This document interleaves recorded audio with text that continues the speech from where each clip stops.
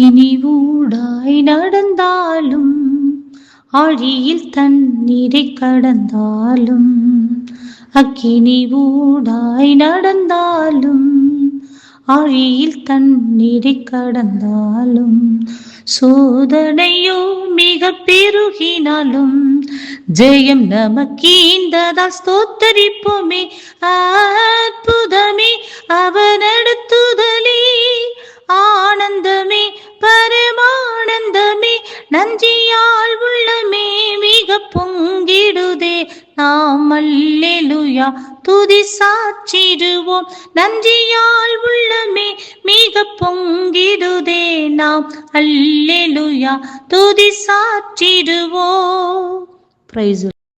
கர்த்தருடைய பரிசுத்த நாமத்திற்கு ஸ்தோத்திரம். நீதிமொழிகளின் புஸ்தகம் 24வது அதிகாரம் 10வது வசனம். ஆபத்து காலத்தில் நீ சோர்ந்து போவாயானால் உன் பலன் குறுகினது. ஆம் பிரியமானவர்களே, நாம் அநேக ஆபத்தான சூழ்நிலைகளில் கடந்து செல்கிறவர்களாய் இருக்கின்றோம். ஆம், இப்படிப்பட்ட காலகட்டத்தில் நம்முடைய பலன் குறுகி போகும். எப்போது குறுகி போகும் என்று சொன்னால், நாம் சோர்ந்து போவோம் என்று சொன்னார். பிரியமானவர்களே, ஆபத்து காலத்தில் என்னை நோக்கி கூப்பிடு, அப்பொழுது நான் உன்னை விடுவிப்பேன், நீ என்னை மகிமைப்படுத்துவாய் என்று சொல்லி வேதத்திலே நாம் வாசிக்கின்றோம். பிரியமானவர்களே, ஆபத்து காலத்தில் என்னை நோக்கி கூப்பிடு, அப்பொழுது நீ அறியாததும் உனக்கு எட்டாததுமான பெரிய காரியங்களை நான் உனக்கு அறிவிப்பேன் என்று நம் வேதத்திலே சொல்லியிருக்கிறதை பார்க்கின்றோம்.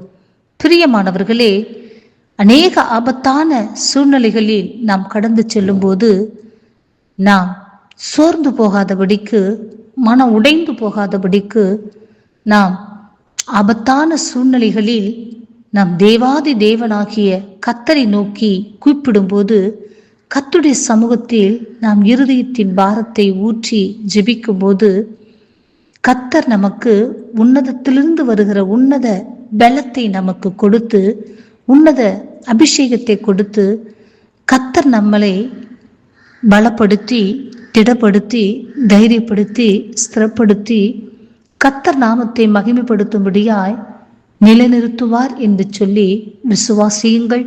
பரலோக ராஜ்யத்திற்கு பங்காளிகளாக மாறுங்கள். கர்த்தர் இந்த வார்த்தையை ஆசீர்வதிப்பாராக. ஆமென்.